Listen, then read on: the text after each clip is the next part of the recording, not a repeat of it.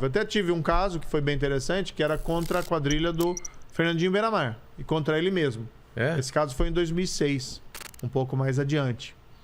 E a investigação é bacana, sabe? O processo criminal é legal. Cai pra você o quê? Vem tipo um livrinho, ó, juiz, a gente apurou, tem isso, e a partir daí você começa a entender como que funciona. Em geral, a investigação começa no tal do inquérito, no inquérito policial. E a polícia, de alguma forma... Investiga? Descobriu que tinha um crime em andamento. Tá. Né? Até para te explicar como é que funciona. Esse caso era o seguinte. O Fernandinho Beiramar, quando estava preso em Brasília, ele teve acesso a um telefone celular. Dentro da prisão. Dentro da prisão. A polícia descobriu, mas ao invés de tirar o celular, preferiu dar corda. Interceptar. Começou a fazer a interceptação telefônica e deixou ele falando que queria identificar a quadrilha, o grupo. Aí a investigação evoluiu por aí. Aí começaram daí a interceptar telefone de outros membros da quadrilha, de pessoas ligadas a ele, identificar o patrimônio. Foram aqui 1 ano e 8 meses de investigação, 12 carregamentos de drogas, armas e... Tudo isso ele falando no telefone? Não, daí foi assim, mais ou menos o seguinte. Ele ficou 1 mês ou 2 com o telefone. Grampeado. Daí ele foi transferido para um presídio federal. E no presídio federal não tem telefone. É impossível. Impossível. Mas aí a polícia já tinha pego os telefones dos comparsas. Entendi. E continuou em cima dos comparsas. E aí na investigação não é tão simples assim. Ninguém fala no telefone, tá indo um carregamento de droga, tanto a cocaína, tal, tá passando na estrada nesse momento, né? Então é cifrado. Uma coisa, por exemplo, lá que o pessoal descobriu nas cifras, né? Chamavam crack. A droga crack? A droga crack chamavam de Ronaldo. Ronaldo? Então os caras falavam... Olha só, Ronaldo crack. Tá chegando o Ronaldo aí. Os caras falavam no telefone, tá mandando 50 Ronaldos. E aí, às vezes tinha carregamentos que a polícia conseguia apreender. E eles falavam os locais ou também eram cifrados os locais de entrega? Não, é tudo cifrado, mas aí você faz aquelas verificações de herbes, de local onde a transmissão, sei. e consegue identificando e tal. E eles foram 12 carregamentos de drogas. Pô, trabalho legal esse, né? Legal, de investigação. 600 e tantos quilos de cocaína. Aí teve armamento pesado. Né? Vindo tantas toneladas de maconha, tudo do Paraguai. Tudo do Paraguai? A estrutura dele, que foi revelada no caso, era assim. Ele tinha uma fazenda no Paraguai. A droga vinha da Bolívia, pasta base. Tá. Pousava, tinha uma pista de pouso na fazenda dele no Campanaí. Lembro até hoje o nome da fazenda. Aí ele mandava para 2 bases. Uma ficava na altura de Guaíra e outra ficava na altura de Foz do Iguaçu. Tipo distribuidoras? Aí eles batizavam a droga ali. O que é batizar? Batizar é fazer aquela mistura química com a pasta base de cocaína para gerar o produto que vai ser vendido. Entendi. Não estou ensinando ninguém a fazer droga. Não, até porque, né?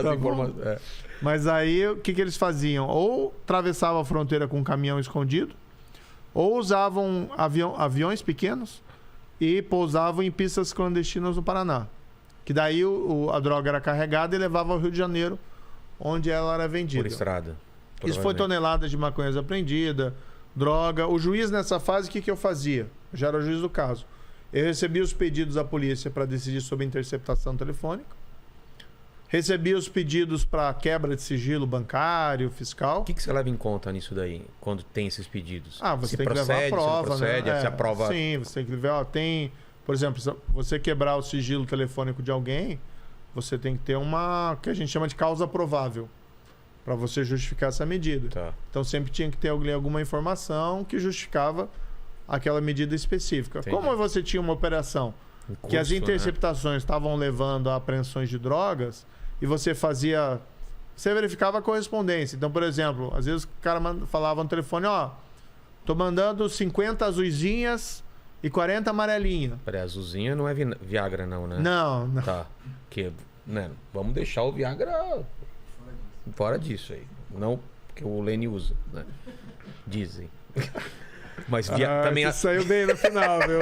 Tava ficando mal pra você. Eu suei frio aqui. Tava ficando mal pra você. Mas azulzinha e amarelinha também, eles usavam esses termos também? Existia esse daí? Não, usava esses termos. Daí aprendia um caminhão e quando você ia ver, tava cheio de pacote, embalagem.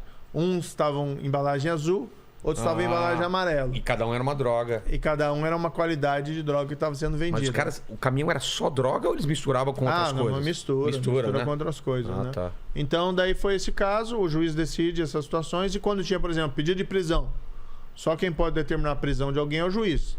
A polícia pede, normalmente se ouve o Ministério Público, e o juiz decide se decreta ou não decreta a prisão. Segundo você falou, o Ministério Público avalia em prol do povo e fala, realmente... É o caso. É o caso. Às vezes se manifesta, não é o caso, e simplesmente indefere. E aí, por que era comigo ali? Porque o tráfico internacional de drogas é competência da Justiça Federal, ocorria no Paraná, e tinha também a lavagem de dinheiro. O bacana desse caso, por que eles deixaram tanto tempo os carregamentos de droga? Não era só para prender a droga, né? Mas era também para eles identificarem a quadrilha e tentar identificar o patrimônio da quadrilha. Então daí a gente teve lá dinheiro em espécie que foi apreendido, propriedades vinculadas ao grupo criminoso do Beira-Mar apreendidos. Então foi um impacto na época forte até na quadrilha dele. Mas, por exemplo, se essa ramificação leva a coisas em São Paulo, no Rio, tanto faz. Aí tanto faz porque começou, né? Porque começou ali, entendeu? O que é um pouco a história da Lava Jato. É, exatamente. O pessoal se pergunta, mas por que a Lava Jato foi em Curitiba? Eu achei muito estranho isso quando eu comecei. Por que Curitiba, né?